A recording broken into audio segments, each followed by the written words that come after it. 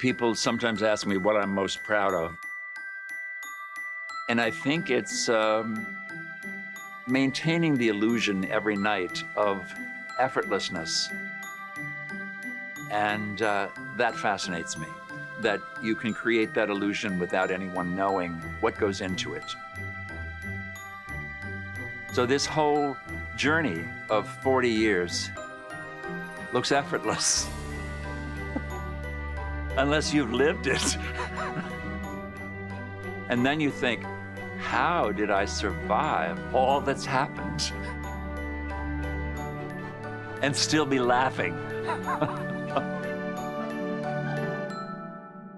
For 41 years, he's worked in one place in one kitchen and has fun doing it every single night. I subscribe to the theory that every human being has a spot in the universe where if they're able to find it, everything will flourish.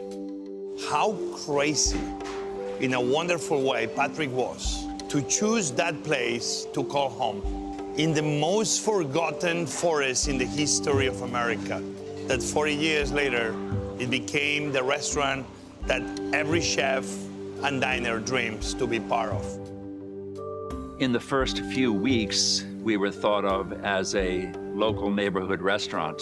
Dinner was $4.95. And then, like the ripples in a pond, the word began to spread. Washington newspapers discovered us. And at that point, the crowds descended on us. And I really didn't feel that I could look up from my cooking for 10 years. No one really believed that there was anything refined about American cooking. I realized then that what I'd been trying to do all along was bring my own cherished memories of childhood flavors forward and reimagine them and bring them into a new consciousness.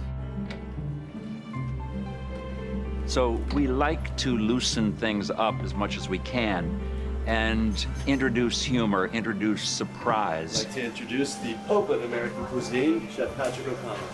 Welcome. Good evening. Our goal is to have the guests leave differently than when they arrived. Patrick has created this experience that's like this little fairy tale. Everything is pure fantasy. You're gonna have a fascinating meal in one of the most iconic kitchens and restaurants anywhere in America or the world.